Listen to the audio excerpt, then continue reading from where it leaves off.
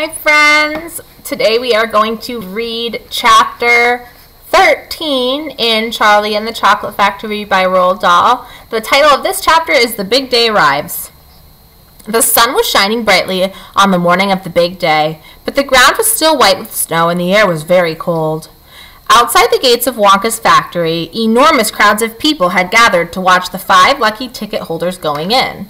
The excitement was tremendous. It was just before 10 o'clock. The crowds were pushing and shouting, and policemen with arms linked were trying to hold them back from the gates. Right beside the gates, in a small group that was carefully shielded from the crowds by the police, stood the 5 famous children, together with the grown-ups who had come with them. The tall, bony, old figure of Grandpa Joe could be seen standing quietly among them, and beside him, holding tightly onto his hand, was little Charlie Bucket himself. All the children except Charlie had both their mothers and fathers with them, and it was a good thing that they had. Otherwise, the whole party might have gotten out of hand. They were so eager to get going that their parents were having to hold them back by force to prevent them from climbing over the gates. "Be patient," cried the fathers. "Be still, it's not time yet. It's not 10 o'clock.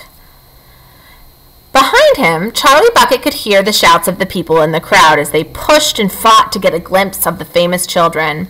"There's Violet Beauregarde," he heard someone shouting.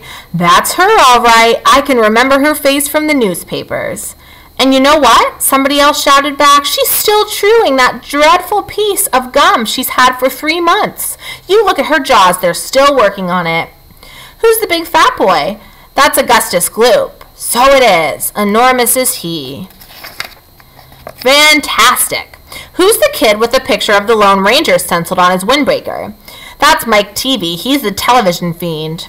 "He must be crazy. Look at all those crazy pistols he's got hanging all over him." "The one I want to see is Veruca Salt," shouted another voice in the crowd. "She's the girl whose father bought up 500,000 candy bars and then made the workers in his peanut factory unwrap every one of them until they found a golden ticket. He gives her anything she wants, absolutely anything. She only has to start screaming for it, and she gets it. Dreadful, isn't it? Shocking, I call it. Which do you think is her? That one, over there on the left, the little girl in the silver mink coat. Which one is Charlie Bucket? Charlie Bucket? He must be the skinny little shrimp standing beside the old fellow who looks like a skeleton. Right close to us. Just there. See him? Why hasn't he got a coat on in this cold weather? Don't ask me. Maybe he can't afford to buy one. Jeepers, he must be freezing." Charlie, standing only a few paces away from the speaker, gave Grandpa Joe's hand a squeeze, and the old man looked down at Charlie and smiled. Somewhere in the distance, a church clock began striking 10.